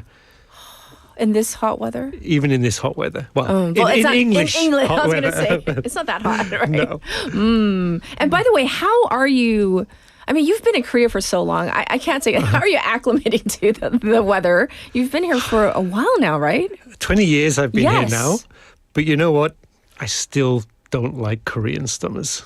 I totally agree. I've been here for fewer than 20 years, but every summer I say it, I'm like, I love Korea, except for the summer, like the humidity.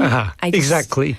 So my favorite time of year, I was Yes. speaking to someone else about this yesterday. Yes. September. Oh, Because the really hot summer is finished, the humidity's starting to come down. Exactly. And I like winter, so we're starting to move into winter. So when I first came that's to my favorite Korea, time. it was early October, and I was thinking, I can live here. I love Busan. And then the cold winter hit, and my mom kept on saying, you know what? Busan is the warmest spot in Korea. Right. It's so warm. Don't worry. Hello, I've never had a like in Korea we call it padding. I've never had a padded jacket. I'm from LA, so never had a padded jacket or like any like faux fur or anything. But in LA, you have the mountains as well. Yeah, but like, you know, in the city, it's just like, like for like 8-9 months, you're in shorts and a t-shirt, right? Right. And then I got here, I'm like, this is cold, mother. And then we get to summer. The first summer, I was just like, oh my gosh. But yes, what are we talking about? Is it maybe related? Well, it's related to that. So okay. right now, we're going through a heat wave. Oh, yeah. I guess it's hard to really define what a heat wave is in Korea. Yeah. Because it feels like always a heat wave. Yes. But it's not just Korea. Uh-huh. It seems like there are a lot of places right now, especially Europe is going through quite a big heat wave as well. So we did talk about this a couple of weeks ago. Sure. We talked about the impact of sort of climate change on the economy and things like that. And we've seen again this past weekend in Korea.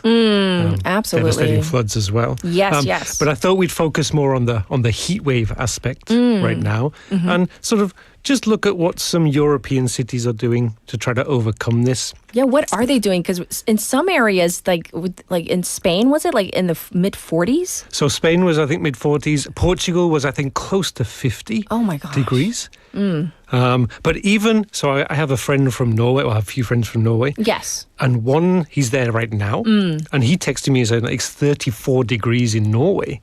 And that's not normal, right? That's not normal, yes. no. So I think that was even hotter than it was in Korea at the time. Right. So we have all these massive heat waves. And generally, same as in Korea, people say, avoid going out in the sun. Sure. Avoid working. Stay cool, drink water, things like that. But these are all just very short-term ways to avoid overheating. Right. They're not really solutions to the problem. That's true. And a lot of European cities are doing now is they're trying to think of, as we have more and more of these heat waves, how can we try to find solutions? And so basically, from the articles that I saw, they're trying to go more green. Because basically concrete and asphalt, and let's face it, Korea, the big cities are just concrete jungles. Exactly. Everywhere you look is concrete or glass. They just absorb all the heat. Yes. And it just becomes even hotter. So, for example, in Brussels, they did some experiments. In the cities, it was about 7 to 8 degrees hotter than in the rural areas. Right. Even the surrounding rural areas. And this is all because of the concrete absorbing it and then sort of reflecting it back out. I have a true story. I've told my staff, but I'm actually like moving on Monday, and we right now live in a floor-to-ceiling, all windows kind of apartment. It is unbearable, right? Even with drapes and like the blinds, it is so hot. It feels like a sauna. Right, I can imagine. It does, and it's a lovely place. It's a great apartment. I love everything about it except for the fact that it's all glass. Right. And so I told my roommate a few months ago, I'm like, we need to move because like every summer it's getting worse. And you know, we have several ACs in our apartment. Your doggy saying must be outrageous. Exactly. And that's why we're moving. Because, you know, the more electricity you use, that pushes you up in the tier system in Korea. Right, yes, you need to pay more, yeah. Wow. my utility bills. And so we're literally moving on Monday. We're doing a big move and we're moving into an older apartment. But I'm like, you know what? I can't stand the heat and humidity anymore. Oh, so next Friday, I can ask you if there's a if big there's change. a difference. Yes, ask me. Or if you regret. And I'm like, oh no, I should have stayed. No. But that's one of the reasons. One of the reasons I'm moving. So, exactly. Yeah. And so a lot of these cities in Europe, when we say go green, basically it's about trying to get rid of some of the concreted areas, replace them with trees and grass. Right. And a lot of them have sort of green roofing and policies. So the buildings all need to be covered in grass and turf. Right. Again, just to cool the buildings down. I mean, but that's a great idea. And having that greenery, it's not just for, you know, cooling things down, but I think also like just our sanity, because everywhere you look, if you see, all you see is glass and concrete. Right. The greenery, for me, it's like also like mental and emotional well-being. Right. Yes. Exactly. But of course, it's not just people that suffer. As you know, my ties, I do like a dog, but all pets. So I thought this week I'd also focus a little bit more on pets and how the pets cope during these heat waves. And it's very connected because are you raising any pets right now? We have Kongi. Oh, you saw that's Kongi's right. tie. That's right. Maltese poodle, the little one. We have 4 cats and a rabbit, and they're so hot. I can tell, like they're just like they try to find the shadiest spot, and then they just stay there all day and night. Oh, it's really hot. So Kongi at home, he'll often spend most of the day under the sofa. Yeah. Because we have a tiled floor in the living room, and he just likes staying. It's 시원해 on the tile under the sofa. Smart. So he stays there. But so right now, just a few facts and figures. As of 2024, 30% of Korean households, so just under 6 million, own a pet. That's right. And of those, 75% own dogs. Around 25 to 30% own cats. And then I think goldfish was the next one. Bunny rabbit's not quite as popular. Dogs, cats, goldfish. Yes. So dogs, I think, not just because I like them, but also with a cat, you don't usually take the cat out for a walk. No, we tried. We tried to get the harness, and we tried with a couple of the cats. And then as soon as we got past the front door, they were like resisting. They're like, no. But with a dog, you have to pretty much take a dog for a walk. Right, you got to be active. And so in this heat, I thought I'd give just a few tips on how to keep the dogs cool. Because once we get into the mid-20s, even not the 30s, the mid-20s, for the bigger dogs and for the very young puppies, the very older dogs, it's already starting to get very difficult for them. Right, it's uncomfortable. And what I really don't like about Korea, I apologize to the Koreans who do this, putting clothes on dogs. I don't do in that. the UK, we don't do that very much unless it's changed while I've been away. But I still notice, even in summer, there's still people who will put like a T-shirt or something on their dog. But it's so hot. And I think this dog has like a fur coat. Exactly. And you're putting more clothes on it. And the dog's tongue is hanging out. So I'd really like Koreans to think about putting clothes on dogs during the summer. Yes. And if they are dogs with longer hair, so like Kongi, his hair doesn't fall off naturally. Sure. That's the advantage. But it means in the summer, if we don't cut it, it just keeps growing longer. Sure. So we make sure in the summer he's always cut very short, and we brush him regularly. And again, when it comes to taking the dogs for a walk, if the concrete is quite hot, so even if it's like 34 degrees in the air temperature, the concrete probably is about 45, maybe up to 50 degrees. And so if the dogs are walking on that, It can burn their paws. Yes. So you have to be careful of that. Right. But because the dogs are also much lower, it's also just generally much hotter because the air temperature is hotter. Right. Down. And so I was also thinking about dogs in particular because, I don't take, we don't take our cats out or nor a rabbit. But like, what about like their paws and the pads? I mean, could they not burn them? So they do burn. Yeah. And basically the general rule is if it's too hot for us to walk, it's too hot for a dog to walk. Okay. So that's the base. So again, you'll see a lot of people going to the beach. Yes. And the sand gets very hot and people are sort of jumping around. Right. And a lot of people will just take their dogs without realizing that. Without really maybe thinking. So again, planning. Something to think about. Okay. Also, make sure you have plenty of water. Yes. If you take your dog for a walk. If you're thirsty, then your dog is thirsty too, I'm thinking. So we sweat a lot, but dogs, they don't sweat. Right. They just sweat through their tongue, so it's much harder. And the last one is a big one. Don't leave pets in cars. Oh, please do not. Even with the aircon on. So I was reading a story a couple of days ago. I think someone in America, they left their dog in the car. Now, they turned the air conditioning on. Right. But they were away so long that the car just automatically turned off. And the dog was just in this car. Oh, my gosh. With no aircon. That's animal cruelty. Right. So, yeah. So, everyone talks about the heat wave and how it's affecting humans and how we need to avoid the heat and things like this. Right. Not many people are talking about the pets. But this is important. Very important. Again, as so many people these days have pets. Exactly. 30% of the population. And that is significant. And that number is only growing. I remember a couple years back when we crossed that threshold, the number of pet strollers outnumbered human strollers. Right. So that happened a couple years ago, which shows you, this enthusiasm for having pets. But then we need to be responsible pet owners, right? Exactly. Yes. Well, thank you so much for bringing us a very timely and important story connected to the heat wave and, of course, the population here in Korea.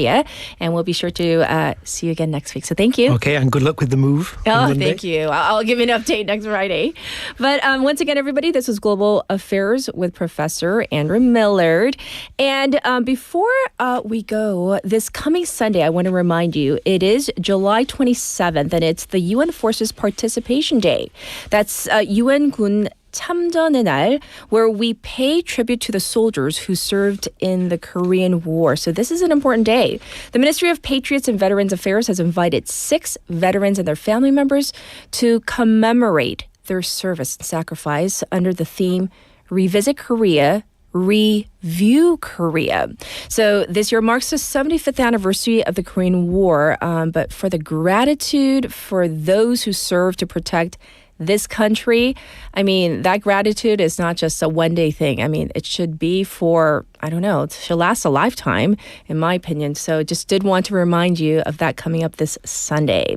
And thank you for tuning in for today, for the entire week, for your enthusiasm, you wavers out there for chiming in.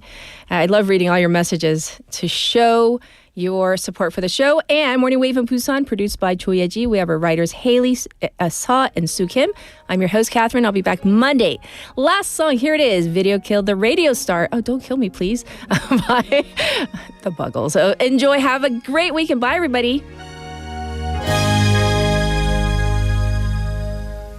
I heard you on the wireless back in 52. Lying awake intently tuning in on you. If I was young, it didn't stop you coming